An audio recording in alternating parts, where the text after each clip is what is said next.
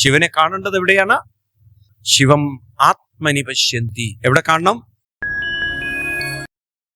പാലാഴിമഥൻ എന്നുള്ള കഥയിലേക്ക് കിടക്കണം. ഞാനൊന്ന് ചുരുക്കി പറഞ്ഞു പോവാണ്, അല്ലെങ്കിൽ സമയമില്ല. പണ്ട് ദുർവാസാവിന് ഒരു മാല കിട്ടി. അവിടെ നിന്നാണല്ലോ പ്രശ്നമൊക്കെ തുടങ്ങുന്നത്. ഒരു മാല ഇടുന്നതോട് കൂടിയിട്ടാണ് തുടങ്ങുക കാര്യം, അല്ലേ? ദുർവാസാവിന് മാല കിട്ടി. ഈ മാല ആർക്കെങ്കിലും കൊടുക്കണം എന്നിങ്ങനെ വിചാരിച്ചിരിക്കുമ്പോഴാണ് ദേവേന്ദ്രൻ ഐരാവതത്തിന്റെ പുറത്ത് എഴുന്നള്ളും. എന്നാ പിന്നെ ദേവേന്ദ്രന് കൊടുക്കാന്ന് കരുതി. ദേവേന്ദ്രൻ എന്ത് ചെയ്തു? കിട്ടിയ മാല ഐരാവതത്തിന്റെ മസ്തകത്തിലൊക്കെ നല്ല രീതിയിലിട്ടു. ആ മാലയുടെ ഒരു ആകർഷണം കൊണ്ടും സുഗന്ധം കൊണ്ടും തേൻ കൊണ്ടും തേനീച്ചയും വണ്ടും ഈച്ചയും ഒക്കെ കൂടെ ആനയെ കലി പിടിപ്പിച്ചപ്പം ആന ആ മാലയെല്ലാം വലിച്ചു ഊരി താഴെയിട്ട് ചവിട്ടി അരച്ച് തുമ്പിക്കൈ എടുത്ത ഒറ്റയേറ് നേരെ ദുർവാസാവിന്റെ കഴുത്തില്. വൃത്തിയില്ലേ?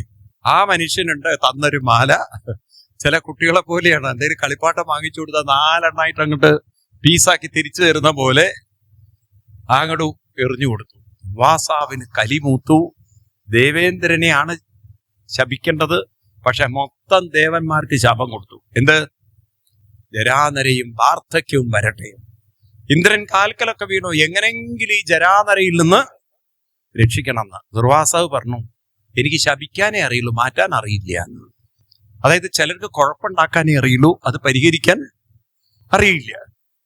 എന്ത് ചെയ്യണം? എല്ലാവരും കൂടെ ബ്രഹ്മാവിന്റെ അടുത്ത് ചെന്നു. ബ്രഹ്മാവ് ചോദിച്ചത്, നിങ്ങളത് ശബരിമലയ്ക്ക് വ്രതം എടുത്തിട്ടുണ്ടോ?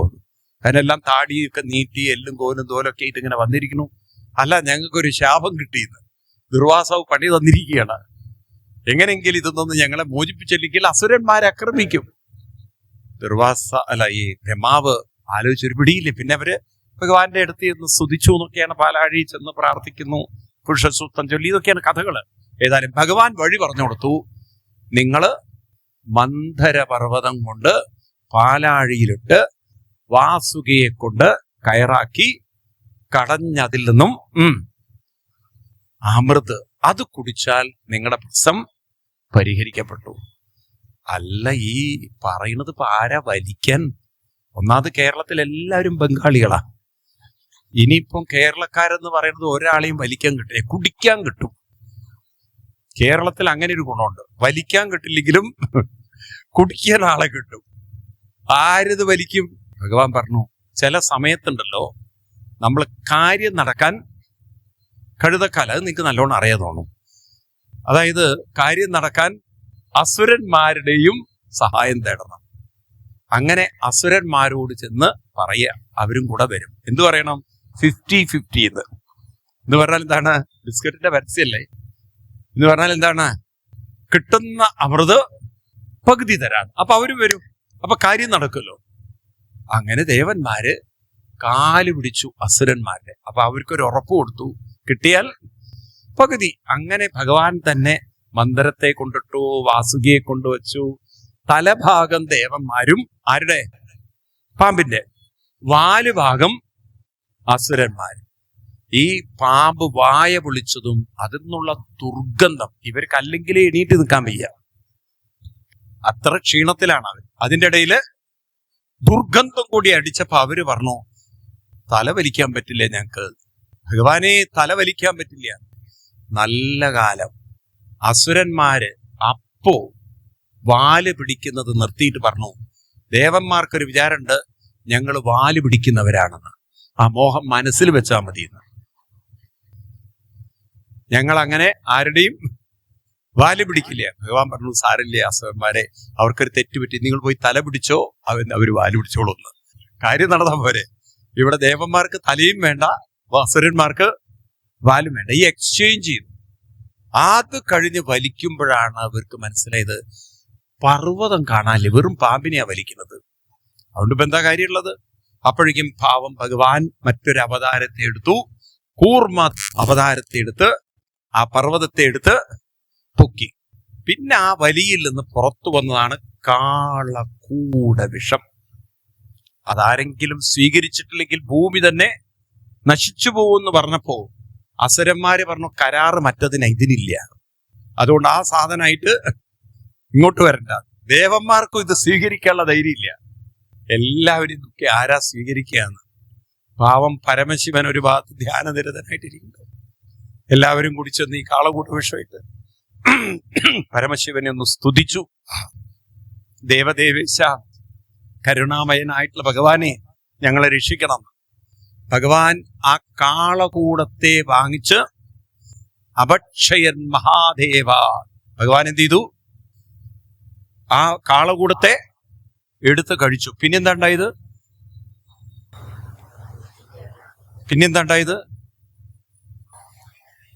എന്താ നിങ്ങളൊന്നും മിണ്ടാത്തത്? പിന്നെയൊന്നും ഉണ്ടായില്ല. പാർവതീദേവി കഴുത്തിനമർത്തി. സത്യത്തിൽ മൂലഭാഗവതത്തിൽ ഇല്ല കേട്ടോ അത്. ഇത് എഴുത്തച്ഛന്റെ ഭാഗവതത്തിലാണുള്ളത്. മൂലഭാഗവതത്തിൽ അങ്ങനെ കഴുത്തമർത്തിയ കഥ ഇല്ല. മൂലഭാഗവതത്തിൽ നിങ്ങൾക്ക് അങ്ങനെ ശ്ലോകം നോക്കൂ, നിങ്ങൾ അങ്ങനെ ഉണ്ടോ? ഭാഗവതത്തിലില്ല. ഇത് വരുന്നത് എഴുത്തച്ഛന്റെ ഭാഗവതത്തിൽ. എനിക്ക് തോന്നുന്നു എഴുത്തച്ഛൻ ഇത് അടുത്തടുത്ത് വീട്ടിലൊക്കെ കണ്ടു കാണും. വൈകുന്നേരമൊക്കെ കാളകൂടം കഴിച്ചു വരുന്ന ഭർത്താവിന്റെ വായിൽ നിന്ന് ചിലപ്പോൾ നല്ലതൊക്കെ വരുന്നുണ്ടാവേ. അപ്പൊ അവിടുത്തെ പാർവതി ദേവി കയറി ഏതമർത്തി കാണും? കഴുത്തമർത്തിയിട്ടുണ്ടാവും. ഇതൊരു പക്ഷേ എഴുത്തച്ഛൻ കണ്ടിട്ടുണ്ടാവും. അല്ലാതെ മൂലഭാഗവതത്തിൽ ഈ കഴുത്തമർത്തിയതൊന്നുമില്ല. മൂലഭാഗവതത്തിൽ പരമശിവൻ തന്റെ തപശക്തി കൊണ്ട് ആ കാളകൂട വിഷത്തെ കഴുത്തിൽ പിടിച്ചു നിർത്തിയെന്നാണ്. അതങ്ങനെ നീല നിറം വ്യാപിച്ചു. ആ ഒരു ദിവസം സർവ്വഭൂതഗണങ്ങളും ഭഗവാന് വേണ്ടി ഉറക്കൊഴിഞ്ഞ ദിവസമാണ് പിന്നീട് നമ്മൾ ശിവരാത്രിയായിട്ട് ആഘോഷിക്കുന്നത്. അതിന്റെ പിന്നിലൊരു വലിയ സന്ദേശമുണ്ട്. അത് വേറെ കാര്യം. എന്താണ് ശിവരാത്രി എന്നൊക്കെ നമ്മൾ ഒരർത്ഥത്തോടുകൂടി മനസ്സിലാക്കിയ നല്ലതാണ്. ശിവരാത്രിയാണ് ശിവരാത്രി. എന്താ ശിവരാത്രി? ശിവം എന്ന് പറഞ്ഞാൽ മംഗളം. മംഗളമായതിലേക്ക് ഉണരുന്ന രാത്രിയാണ് ഏത്? ശിവരാത്രി. മംഗളമായതിലേക്ക് മനസ്സ് ഉണരുന്ന രാത്രി ശിവരാത്രി. ഏതാണ് മംഗളമായത്? സർവമംഗളങ്ങളിൽ വെച്ച് മംഗളമായത് മംഗളാനാം ച മംഗളം. ഏതാണ് ഏറ്റവും മംഗളമായത്? മംഗളം എന്ന് പറഞ്ഞാൽ ഒരു തരത്തിലുമുള്ള മാലിന്യങ്ങളും അഴുക്കും തൊടാത്തതായ ഒന്ന്, നിത്യശുദ്ധ ബുദ്ധബോധം. നമ്മുടെ ഉള്ളിലൊരു കളങ്കമില്ലാത്ത, അഴുക്ക് തട്ടാത്ത, മാലിന്യമില്ലാത്ത ഒരു സത്യമുണ്ട്. അതിന്റെ പേരാണ് നിത്യശുദ്ധ ബോധം. എന്താണ്? അങ്ങനെ ഒരു ബോധശക്തി നമ്മളിലുണ്ട്. അതുകൊണ്ടാണ് നമുക്ക് ഉള്ളിലുള്ള എല്ലാ കളങ്കങ്ങളെയും മാലിന്യത്തെയും മാറ്റാൻ നമുക്ക് സാധിക്കുന്നത്. നോക്കൂ, നിങ്ങളൊന്ന് ശ്രദ്ധിച്ചു നോക്കൂ, എന്നാ നിൽക്കുന്നത് മനസ്സിലാവും. നമ്മുടെ മനസ്സിൽ മാലിന്യമില്ലാത്ത ഒന്നുള്ളത് കൊണ്ടല്ലേ ആ മാലിന്യമില്ലാത്തതിലേക്ക് നമുക്ക് ഉയരാൻ പറ്റുന്നത്. മൊത്തം മാലിന്യമാണെങ്കിൽ പിന്നെ ഉയരാൻ പറ്റുമോ? അപ്പൊ ഉയരാൻ സാധിക്കുന്നത് തന്നെ അങ്ങനെ ഒരു മാലിന്യമില്ലാത്തൊരു സത്യമുള്ളിൽ ഉള്ളത് കൊണ്ടാണ്. ആണോ? മനസ്സിലായില്ല? ഇപ്പൊ നോക്കൂ, വെള്ളത്തെ നിങ്ങൾക്ക് പ്യൂരിഫൈ ചെയ്യാൻ പറ്റുന്നോണ്ടല്ലേ നമ്മൾ ഫിൽറ്റർ ചെയ്യുന്നത്. ഇപ്പൊ നമുക്ക് വെള്ളത്തെ പല രീതിയിലുള്ള ഫിൽട്രേഷൻ ചെയ്യാൻ പറ്റും. RR വാട്ടറൊക്കെ ഇല്ലേ ഇപ്പം, റിവേഴ്സ് ഇതൊക്കെ ചെയ്തിട്ട് കൊണ്ട് വെള്ളത്തെ നിങ്ങൾ ആൽക്കലിനൊക്കെ കേട്ടില്ലേ? ഇപ്പൊ വെള്ളത്തിൽ ആൽക്കലിൻ ആവാൻ സാധിക്കും. അതുകൊണ്ട് നമുക്കതിന് ഫിൽറ്റർ ചെയ്യാൻ പറ്റും. ആണോ? അതേ വെള്ളത്തിന് അസിഡിക് ആവാൻ പറ്റും, കേടുവരാനും പറ്റും, അതിനെല്ലാ മാലിന്യങ്ങൾ എടുക്കാനും പറ്റും. ഉണ്ടോ? അപ്പൊ മാലിന്യങ്ങൾ ഉണ്ടെങ്കിലും ആ മാലിന്യങ്ങളെ മാറ്റി അതിനെ വീണ്ടും പ്യൂരിഫൈ ചെയ്യാൻ നമുക്ക് ഉറക്കെ പറയൂ സാധിക്കുന്നത് പോലെ മനസ്സിനെ നമുക്ക് പ്യൂരിഫൈ ചെയ്യാൻ സാധിക്കുന്നതിന് കാരണം മനസ്സിൽ ഒരു ഇംപ്യൂരിറ്റിയും തൊടാത്ത, ഒരു മാലിന്യവും തൊടാത്ത ഏതുണ്ട്? ഒരു ശുദ്ധബോധം ഉള്ളിൽ. അത് തന്നെയാണ് ശിവൻ. അതുകൊണ്ട് ശിവൻ എവിടെ കാണാം? ആത്മനി പശ്യന്തി ന പ്രതിമാസു ന യോഗിന അജ്ഞാനം ഭാവനാർത്ഥായ പ്രതിമാ പരികൽപ്പിത. ഋഷിവര്യന്മാര് പറഞ്ഞ വരികളാണത്. ശിവനെ കാണേണ്ടത് എവിടെയാണ്? ശിവം ആത്മനി പശ്യന്തി. എവിടെ കാണണം? ശിവനെ ആത്മാവിൽ കാണണം. ആ ശിവൻ സ്മരണയിൽ മുഴുകുന്ന രാത്രിയാണ് ശിവരാത്രി. അല്ലാതെ അവിടെ പോയിട്ട് ഉറക്കൊഴിഞ്ഞ് സിനിമയും കണ്ടു വരേണ്ട ദിവസമല്ല. കുറച്ചു നേരമെങ്കിലും നാമത്തിൽ മുഴുകിയിരിക്കേണ്ട രാത്രി. അപ്പൊ എന്താവും? നമ്മുടെ ഉള്ളിലും ഒരു കാളകൂട വിഷമുണ്ട്. എന്താ കാളകൂട വിഷം എന്നറിയോ? വേറൊന്നല്ല, സ്വാർത്ഥത. എന്താണ്? ആ സ്വാർത്ഥതയിൽ നിന്നും നിസ്വാർത്ഥതയിലേക്ക് ഉയരണം. ഏതിൽ നിന്ന്? അതുകൊണ്ടാണല്ലോ പരമശിവൻ സർവഭൂതങ്ങളുടെയും രക്ഷയ്ക്ക് വേണ്ടി ഏതെടുത്തു? കാളകൂടത്തെ സ്വീകരിച്ചു. തന്റെ സ്വാർത്ഥത നോക്കിയില്ല, എല്ലാവരുടെയും നന്മ നോക്കി. ഉണ്ടോ? കൂടെ വന്നില്ല നിങ്ങള്? എല്ലാവരുടെയും രക്ഷയ്ക്ക് വേണ്ടിയിട്ടല്ലേ പരമശിവൻ ഏത് സ്വീകരിച്ചത്? ആ വിഷം സ്വീകരിച്ചത്. അപ്പൊ നമ്മളും നമ്മുടെ ഉള്ളിൽ നിന്നൊരു വിഷം കളയണം. ഏത് വിഷം? സ്വാർത്ഥതയുടെ വിഷം കളയണം. അതായത് നമ്മളെ കൊണ്ട് മറ്റുള്ളവർക്ക് എന്തെങ്കിലും ഉപകാരവും പ്രയോജനവുമുള്ള ഒരു ജീവിതം നയിക്കണം. നിങ്ങളൊക്കെ ഉണ്ടല്ലോ, അങ്ങനെ ഒരു സംസ്കാരത്തിലേക്ക് തിരിയണം. ക്ഷേത്രത്തിൽ പോയി ഒന്നിച്ചു നാമജപം. നമ്മുടെ സ്വാർത്ഥതയ്ക്ക് ഇരിക്കരുത്. ഒരു ദിവസമെങ്കിലും എല്ലാവരും ഒന്നിച്ചിരുന്ന് അങ്ങോട്ട് ഇറങ്ങുമ്പോൾ എന്തായി? ആ നാമജപം കൊണ്ട് മറ്റുള്ളവർക്കും ഒരു ഉപകാരമാവട്ടെ. മനസ്സിലായില്ലേ? ഒരു ക്ഷേത്രത്തിൽ വന്ന് എത്ര നാമം ജപിക്കുന്നുണ്ടോ നിങ്ങൾ കേൾക്കാറില്ലേ? അമ്പലങ്ങളിലൊക്കെ സഹസ്ര കലശങ്ങളെന്നും ലക്ഷാർച്ചനകളെന്നൊക്കെ കേൾക്കാറില്ലേ? ലക്ഷാർച്ചന കേൾക്കാറില്ലേ? ഇപ്പൊ കുറെ ആളുകൾ ഒന്നിച്ചിരുന്ന് നാമം ചൊല്ലുമ്പോൾ ആ അന്തരീക്ഷത്തിൽ അത്രയും ആ ഒരു ശബ്ദ തരംഗമുണ്ടാകുമ്പോൾ ആ ക്ഷേത്രം അങ്ങേയറ്റം ഒരു പോസിറ്റീവ് എനർജി ഫീൽഡുള്ള സ്ഥലമായി മാറും. ഒരു ക്ഷേത്രത്തെ അങ്ങനെ പവിത്രീകരിക്കേണ്ട ഉത്തരവാദിത്വം ആർക്കുണ്ട്? ആർക്കുണ്ട്? നമുക്കെല്ലാവർക്കും ഉണ്ടോ? അപ്പൊ ആഴ്ചയിൽ ഒരിക്കലെങ്കിലും എല്ലാവരും ഒന്നിച്ച് എവിടെ വരണം? ക്ഷേത്രത്തിൽ. അതൊക്കെ ഉണ്ടോ ഇവിടെ? അത് പറയുമ്പോൾ നിങ്ങൾക്ക് കാതേ കേൾക്കണില്ല. നോക്കൂ നിങ്ങൾ, ഈ കാര്യങ്ങളൊക്കെയാണ് നമ്മളെ ഹിന്ദുക്കളിൽ ഒരു വിട്ടുവീഴ്ചയുള്ളത്. നാമജപം വേണ്ട, അതൊക്കെ നോക്കൂ. ക്രിസ്ത്യൻസിനെ നോക്കൂ, അവരാ ഞായറാഴ്ചകളിലൊക്കെ പള്ളിയിൽ ഒന്നിച്ച് പ്രാർത്ഥനയില്ലേ? നിങ്ങൾ മുസ്ലിങ്ങളെ നോക്കൂ, വെള്ളിയാഴ്ച ഉച്ചയ്ക്ക് അവരുടെ പള്ളിയിൽ എല്ലാവരും ഒന്നിച്ച് പ്രാർത്ഥനയില്ലേ? ഉണ്ടോ ഇല്ലയോ? അപ്പൊ നമ്മളെ ഹിന്ദുക്കൾ ഇതൊക്കെ വിട്ടുവീഴ്ച ചെയ്തു. ഏത്? നാമജപ സംസ്കാരങ്ങളൊക്കെ. ആഴ്ചയിൽ ഒരിക്കൽ എല്ലാവരും അമ്പലത്തിൽ വന്ന് വിഷ്ണു സഹസ്രനാമം അങ്ങോട്ട് ചൊല്ലുക. പറ്റിയാൽ വൈകുന്നേരം ആണെങ്കിൽ ഒന്നിച്ച് അങ്ങനെ ഒരു സംസ്കാരം നമ്മൾ ക്രമേണ രൂപപ്പെടുത്തണം. അതിനങ്ങോട്ട് മുന്നോട്ട് ഇറങ്ങണം. അപ്പോഴൊരു നാടിന് തന്നെ മാറ്റം വരും. മനസ്സിലായില്ലേ? ഒരു നാടിനെ മാറ്റിമറയ്ക്കാൻ കഴിയുന്നവരാണ് നിങ്ങളെല്ലാവരും. പക്ഷെ ഇപ്പൊ നിങ്ങളിലൊക്കെ കാളകൂടം കയറി പിടിച്ചിരിക്കുകയാണ്. ഏത് കാളകൂടം? ഞാൻ പോവില്ല, ഞാനിവിടെ നിന്ന് ഇങ്ങോട്ടും പോവില്ല, എനിക്ക് അവളെ കണ്ണെടുത്താ കണ്ടുകൂടാന്ന്, അവളുള്ളിടത്തേക്ക് ഞാൻ വരില്ല. ഈ കുനിട്ട് ചിന്തിച്ച് ആരോടുള്ള പോര് മനസ്സിൽ കൊണ്ട് നടന്ന് ഈ വൃത്തികെട്ട മനസ്സുമായിട്ട് നിങ്ങൾക്ക് തോന്നുന്നുണ്ടോ നിങ്ങൾ അമ്പലത്തിൽ പോയ നേരെയാവുന്ന? മറ്റുള്ളവർക്ക് ആരോടെങ്കിലും ദേഷ്യം ഉണ്ടെങ്കിലും എന്നാലും പറയണം, എനിക്കിഷ്ടമില്ലാത്തവരാര് വന്നാലും ഞാൻ അമ്പലത്തിൽ പോവും, അവിടെ ഇരുന്ന് ഞാൻ അങ്ങനെ ഗഡ്സുള്ളവർ എത്ര പേരുണ്ട്? നന്നായി, ഇപ്പോഴെങ്കിലും നിങ്ങൾ കൈപൊക്കുണ്ടല്ലോ. അത് യാഥാർത്ഥ്യമാവട്ടെ. കൈപൊക്കാൻ ചിലപ്പോൾ എല്ലാവരും കൈപൊക്കും. ആ രീതിയിലാണ്. അത് ഒരു തീരുമാനമായിരിക്കണം. ഒരു മാറ്റം ഉണ്ടാക്കണ്ടേ? വേണോ വേണ്ടയോ? നിങ്ങൾ നോക്കൂ, ഹിന്ദുക്കളുടെ ഇപ്പോഴത്തെ ഒരു അവശത, ഒരു അവസ്ഥ, ഒരവശതയിലല്ലേ നമ്മള്? സാമ്പത്തികമായി പിന്നിലാണ്, കുട്ടികൾക്ക് ജോലിയൊന്നും അങ്ങോട്ട് ശരിയാവണില്ല, കല്യാണങ്ങളൊന്നും മര്യാദയ്ക്ക് നടക്കണില്ല, പല തരത്തിലുള്ള അവശത ഹിന്ദു സമൂഹത്തിനുണ്ടോ? സത്യം പറയൂ, ഉള്ളത് പറയൂ, ഉണ്ടോ ഇല്ലയോ? എന്നാൽ മറ്റു കമ്മ്യൂണിറ്റിയിലേക്ക് നോക്കൂ നിങ്ങൾ. ക്രിസ്ത്യൻ കമ്മ്യൂണിറ്റിക്കാണെങ്കിൽ അവർക്ക് അവരുടെ പള്ളികളുടെ ഒരു സുരക്ഷിതത്വം ഉണ്ടോ? ഒരു വിഷമം വന്നാൽ കൂട്ടപ്രാർത്ഥനകളും അച്ഛന്മാരും നൺസും ഒക്കെ ഉണ്ടോ? നിങ്ങൾ അതിന്റെ തെളിവ് നോക്കൂ. 2 കന്യാസ്ത്രീകൾ ആ ഛത്തീസ്ഗഡിൽ പോയിട്ട് മതം മാറ്റത്തിനാണ് എന്തിനാ അറിയില്ല, അവിടുത്തെ 2 ആളുകൾ ആദിവാസികളെയൊക്കെ പിടിച്ചു കൊണ്ടുവരാൻ നോക്കി. അത് വലിയ വിവാദമായി, അവിടെ കേസും പ്രശ്നമൊക്കെ. ഈ കേരളത്തിലെ മുഴുവൻ ആളുകളും അവർക്ക് വേണ്ടി നിന്നു, അല്ലേ? ഉണ്ടോ ഇല്ലയോ? അപ്പൊ നോക്കൂ, അവരുടെ കാര്യത്തിൽ അവർക്കൊരു സംഘടിതത്വമുണ്ട്.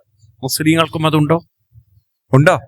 എന്നാൽ ഹിന്ദുവിന്റെ കാര്യത്തിൽ ഇത്തരത്തിലുള്ള ഒരു സംഘടിതത്വവും ഇല്ല. അവശരാണ്. ആണോ? ഒരു നാമജപ സംസ്കാരം കൊണ്ട് നമുക്കത് മാറ്റിയെടുക്കാൻ സാധിക്കുകയാണെങ്കിൽ, ഒരു കൂട്ടായ്മ ഉണ്ടാക്കാൻ സാധിക്കുകയാണെങ്കിൽ അത് വേണ്ടതല്ലേ? വേണോ വേണ്ടയോ?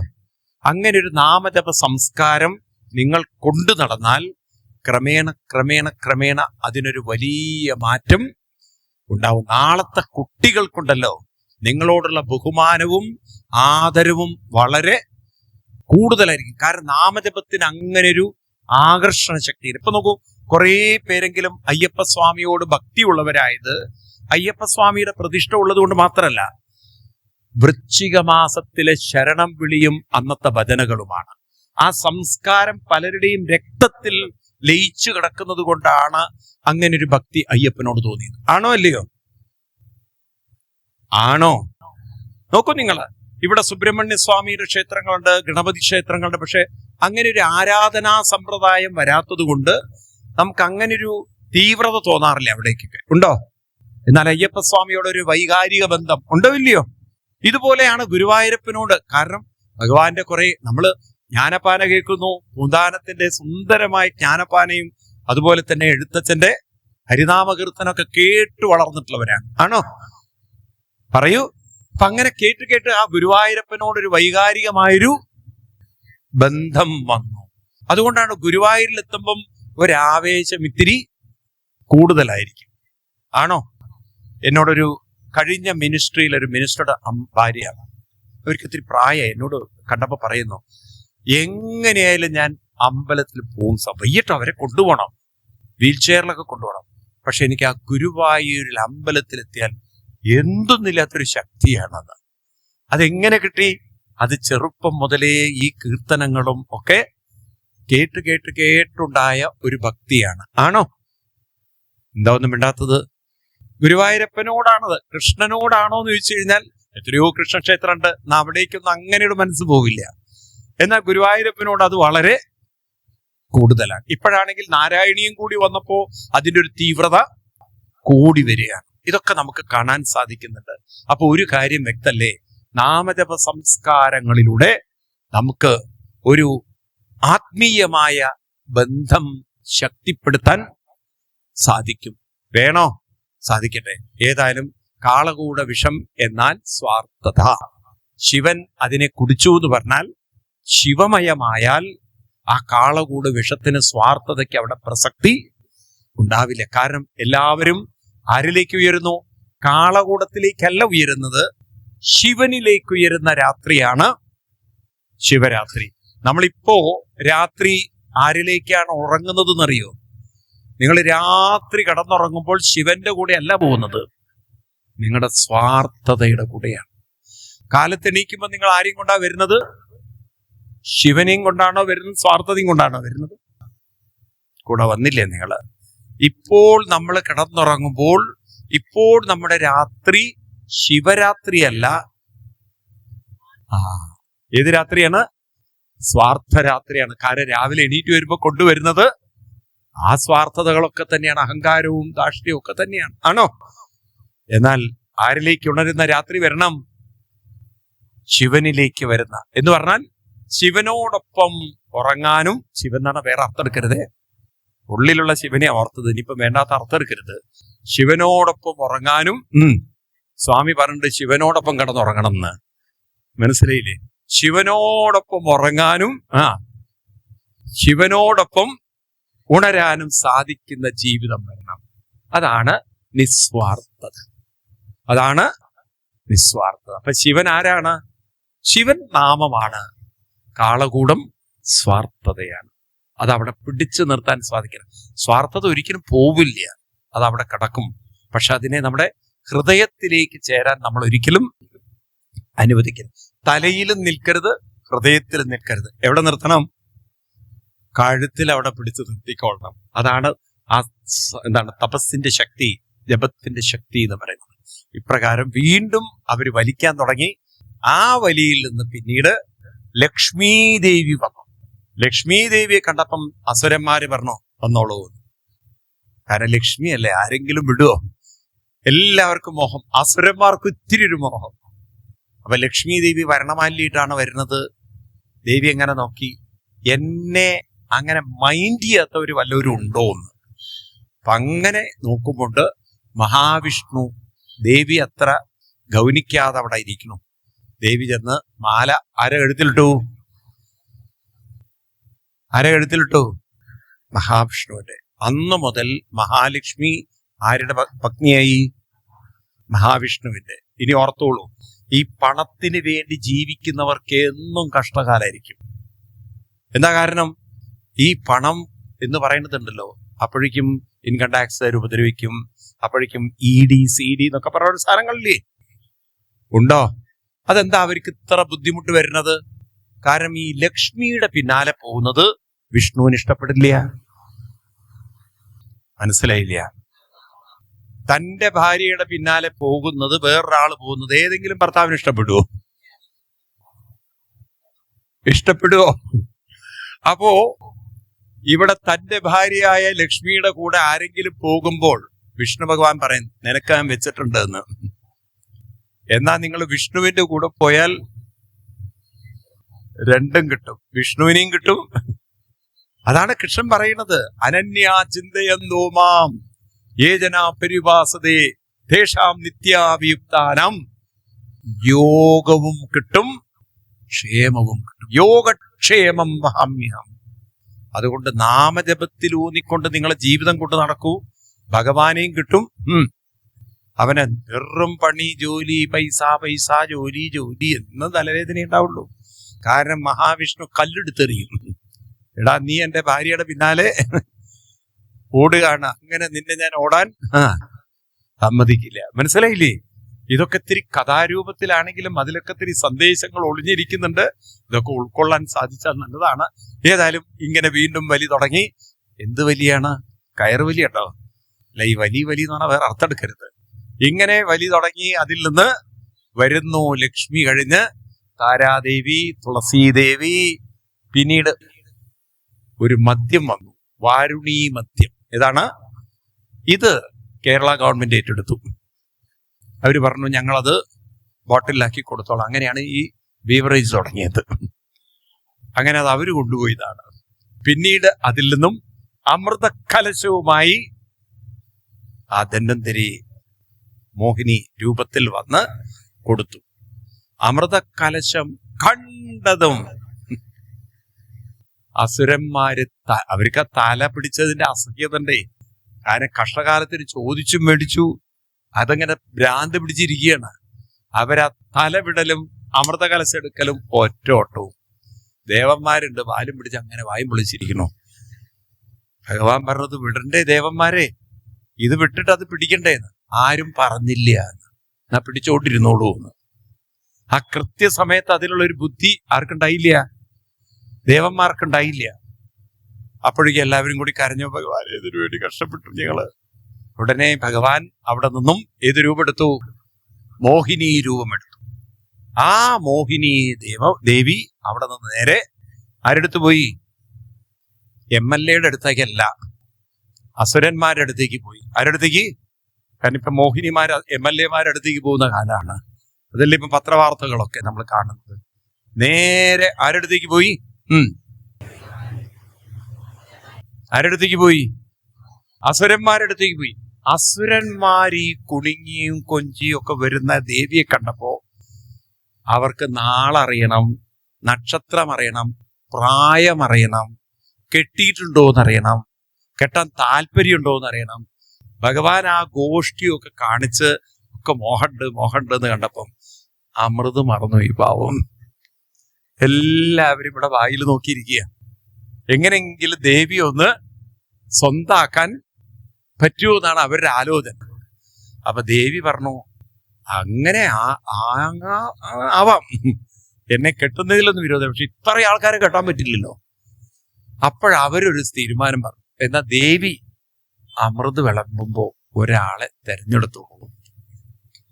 അത് ഭഗവാൻ ഇഷ്ടപ്പെട്ടു. ഭഗവാൻ പറഞ്ഞു, എന്റെ കയ്യിൽ ആ സാധനം തരുമ്പോ സൂക്ഷിക്കണം, എന്നെ അങ്ങനെ വിശ്വസിക്കൊന്നും വേണ്ട. അത് ഭഗവാൻ നേരത്തെ പറഞ്ഞുണ്ടോ. അപ്പൊ അവര് പറഞ്ഞു, അങ്ങനെ തുറന്നു പറഞ്ഞിട്ടുണ്ടെങ്കിൽ ഞങ്ങൾക്ക് ഉറപ്പാണ് ദേവി ഞങ്ങളെ പറ്റിക്കില്ല. അങ്ങനെ ദേവി അവരെയൊക്കെ നേരെ ഒരു നിലയിലിരുത്തി അവിടെ ഇരുന്നിട്ട് വായ പൊളിച്ചിരിക്കാൻ പറഞ്ഞു, കണ്ണടച്ചിട്ട്. എന്നാലോചിച്ചൊക്കെ അവർ ഇരിപ്പെങ്ങനെ ഇരിക്കുന്നു? കണ്ണും അടച്ച് എല്ലാം വായും പൊളിച്ച്. ഇതിന്റെ ഇടയിൽ ദേവന്മാരോട് പോയിരിക്കും അവിടെ എന്ന്. കാരണം വാലും പിടിച്ചുകൊണ്ടിരിക്കുന്നു. അവരൊക്കെ പോയിരുത്തി അവരോട് പറഞ്ഞു, നിങ്ങൾ കണ്ണടക്കണ്ട. ആര് കണ്ണടച്ചാൽ മതി? സുരന്മാര്. എന്നിട്ട് ദേവന്മാർക്ക് അങ്ങനെ അമൃത് ഒഴിച്ചു കൊടുക്കുമ്പോഴാണ് ഒരു അസുരൻ, പെരുമ്പാവൂരുകാരനായിരുന്നു, ആൾക്ക് മനസ്സിലായി ഇതിലെന്തോ തട്ടിപ്പുണ്ട് വെട്ടിപ്പുണ്ട്. പെരുമ്പാവൂരുകാർ അസുരന്മാരാണെന്നല്ല, ബുദ്ധിയുള്ള ഒരാളെന്ന് വെച്ചേ ഉള്ളൂ. അയാൾക്ക് ഇതിലെന്തോ ഒരു തട്ടിപ്പും വെട്ടിപ്പുണ്ടെന്ന് മനസ്സിലായി. കാരണം പാവം അസുരന്മാരുടെ ഭാഗത്തുനിന്ന് ഒരു ചലനവുമില്ല. മറ്റിടത്ത് എന്തൊക്കെയോ ശബ്ദമൊക്കെ വരുന്നു. അപ്പൊ അവർക്ക് മനസ്സിലായി അവിടെ എന്തൊക്കെയോ നടക്കുന്നുണ്ട്, ഇവിടെ ഒന്നും. അപ്പൊ നോക്കുമ്പോ എന്താണ്, ദേവന്മാര് അമൃത് കഴിക്കുന്നു, അസുരന്മാര് ഇപ്പൊ വരും പറഞ്ഞിട്ട് വായും പൊളിച്ചിരിക്കുക. അതിൻ്റെ ഇടയിൽ ഈ അസുരൻ പെട്ടെന്ന് തന്റെ അസുരഭാവമൊക്കെ മാറ്റി ദേവന്മാരുടെ ഇടയിൽ. ചില ആൾക്കാർക്ക് അങ്ങനെ ഒരു കഴിവുണ്ട്, എത്ര തിരക്കുണ്ടെങ്കിൽ എങ്ങനെങ്കിലും അങ്ങോട്ട് കയറി അവിടെ ഒപ്പിക്കും. പിന്നെ കുറെ കഴിഞ്ഞാൽ അവരുടേതായിരിക്കും ആ സീറ്റ്. നേരത്തെ അവിടെ ഇരുന്നവര് ഇങ്ങനെ ഇരിക്കുന്നത് കാണാം. അതുപോലെ സൂര്യദേവന്റെയും ചന്ദ്രദേവന്റെയും ഇടയിൽ പോയി അവനിരുന്നു.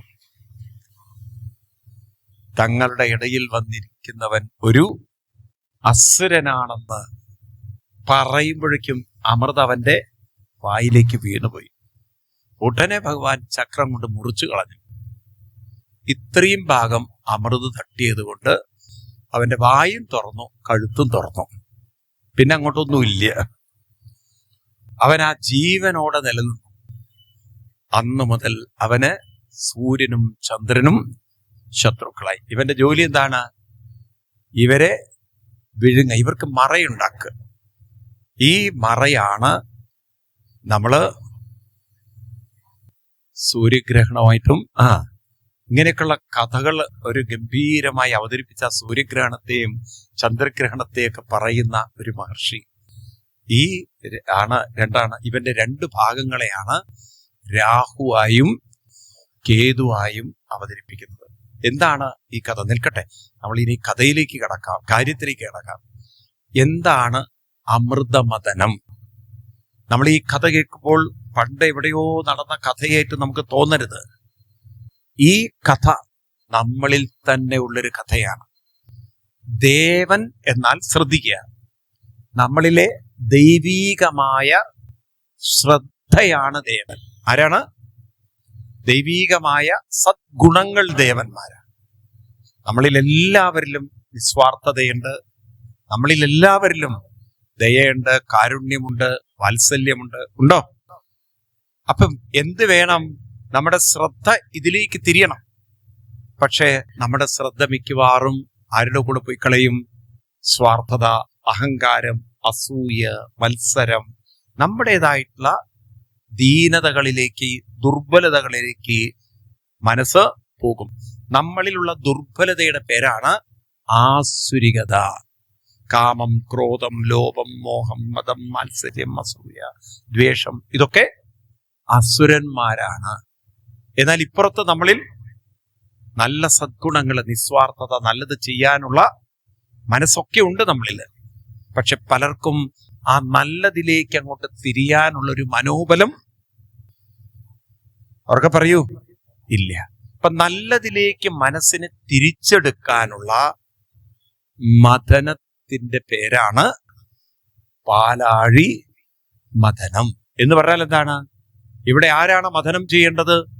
ഇതങ്ങ് ഏതോ പാലാഴിയിൽ പോയി നടന്ന കഥയല്ല.